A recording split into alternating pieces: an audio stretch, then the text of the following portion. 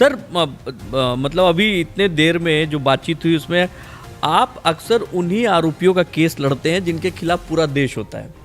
आप अक्सर ये मतलब ये कुलदीप सिंह ले लीजिए, हाथरस ले लीजिए और निर्भया ले लीजिए, ये इसमें कहीं ना कहीं ऐसा लगता है जैसे कि इसकी सोच कहाँ से आती है। जब एक परसेप्शन बनता है, हर तरफ से एक परसेप्शन बन रहा है कि सामने वाला गलत ही गलत है, उसमें पूरे समाज के, पूरे देश के खिलाफ जाकर उस व्यक्ति की तरफ से सोच पाना बहुत ही साहसिक निर्णय होता है। हमारे पास, मैं ये सोच के नहीं लड़ता, मेरे पास जो ऑफिस में आया है, जो कार्यालय में आया है, अगर 6 बार के सांसद, बाहुबली सांसद कहा गया, आदरणीय ब्रजभूषण शरण सिंह जी, अब तो बेटा भी सांसद है, पत्नी सांसद थी, एक बेटा विधायक है, वो पीड़ित होके आए, पीड़ा थी उनको, दर्द थी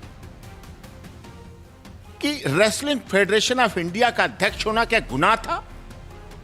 6 बार का सांसद अगर जनता चुन रही है, कैसरगंज, गोंडा और अयोध्या के क्षेत्र की जनता चुन रही है, तो क्या गुनाह है? 65 कॉलेज खोलना गुनाह है शिक्षा के क्षेत्र में? इस देश की कुश्ती को पूरी दुनिया में मेडल दिलाना गुनाह है क्या? विदेशी कोच भारत के पहलवानों को सिखाने के लिए अपने खर्चे पर रखना, चांदनी चौक खारी बाबली की ड्राई फ्रूट मार्केट से टाटा 460 ड्राई फ्रूट की भर के जाती थी पहलवानों के लिए। गौशाला खोली ब्रजभूषण शरण सिंह जी ने पहलवानों के लिए, शुद्ध दूध मिले, लेकिन उसमें एक मोनोपोली आई, हरियाणा के चुनाव आ गए, रेसलिंग फेडरेशन ऑफ इंडिया के पद की दौड़ पड़ गई। कुछ लोगों ने सोचा रेसलिंग फेडरेशन ऑफ इंडिया का पद तो हथियाओ, और कुश्ती तो हरियाणा की मोनो रही है, तो शायद ऐसा है। तो हरियाणा के चुनाव से जोड़कर एक राजनीतिक दल ने बिना कहीं किसी कंप्लेंट दिए हुए, बिना कहीं शिकायत दिए हुए, बिना कहीं एफआईआर किए हुए, बिना कहीं केस डाले हुए, बिना किसी महिला आयोग में गए हुए, बिना किसी महिला मंत्रालय में गए हुए, बिना किसी क्राइम अगेंस्ट वुमेन सेल में गए हुए, सीधे सीधे जंतर मंतर पर मंच सजा दिया गया। पूरा गद्दा, विस्तार, मंच, माला, माइक, पहुंच गए राहुल गांधी जी, प्रियंका जी, दरिंदा है, आरोपी है, सीधे सीधे सुप्रीम कोर्ट पहुंचे। बाद में कनॉट प्लेस नहीं गए, सुप्रीम कोर्ट ने कहा कनॉट प्लेस एफआईआर कराई, कहीं कंप्लेंट दी नो, कि जाओ कंप्लेंट कराओ जाके, एफआईआर कराओ जाके, और सुप्रीम कोर्ट ने भेजा केवल इसलिए कि हरियाणा का चुनाव प्रभावित करना है, भारतीय जनता पार्टी को बदनाम करना है और रेसलिंग फेडरेशन ऑफ इंडिया का पद हथियाना है। जबकि ब्रजभूषण शरण सिंह जी ने कुश्ती को पूरी दुनिया का नंबर 1 बना दिया। ब्रजभूषण शरण सिंह जी ने अपनी मेहनत से पहलवानों के लिए बहुत काम किए। कुछ लोग वो हरियाणा के हमसे कहने लगे, जो मीडिया ट्रायल का प्रभाव बता रहा हूं आपको, जिनका किसानों का जो 12 महीने से ज्यादा सर्दी, गर्मी, बरसात सब सड़कों पे लगे थे, किसान बिल आया, पूरे धरना प्रदर्शन चल रहा था, आंदोलन था, मैंने उनका केस लड़ा, स्टे दिलाया, तो वो हरियाणा के लोग कहने लगे आप तो ब्रजभूषण शरण जी की मदद कर रहे हो। मैंने कहा मैंने तो आपकी भी मदद की थी, जब कोई आपकी नहीं सुन रहा था, आपको भी स्टे दिलाया था।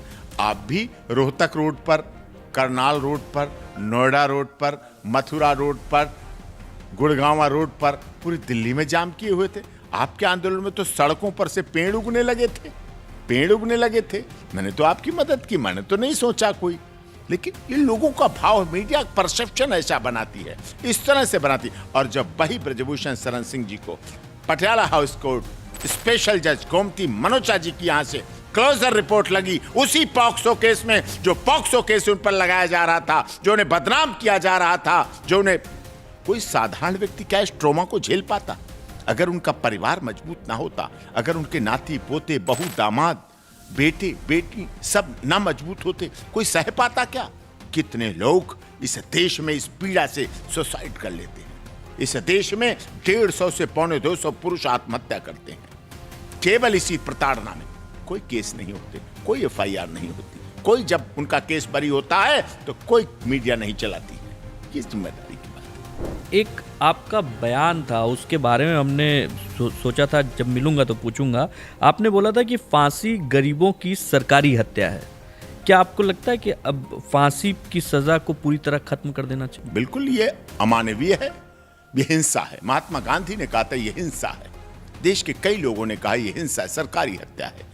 आप देखिए, क्या इस देश में आजादी के 78 साल हो गए, क्या किसी गरीब को फांसी हुई?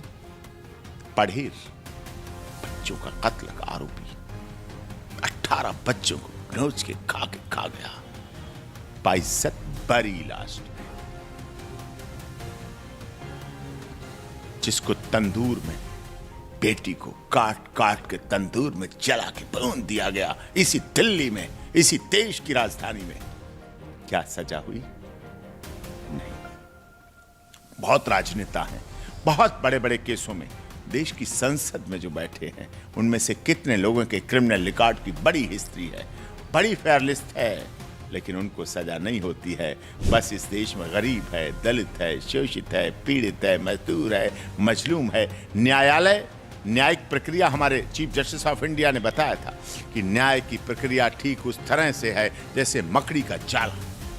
जिस मकड़ी के जाले में छोटे छोटे कीड़े, छोटे छोटे मकोड़े, छोटे छोटे लोग उसमें फंस जाते हैं, और कोई धनबल, जनबल, बाहुबल वाला व्यक्ति आता है, उस मकड़ी के जाल को फाड़ता हुआ निकल जाता है और कहता है गॉड जस्टिस, मुझे न्याय मिल गया। लेकिन वो न्याय नहीं है।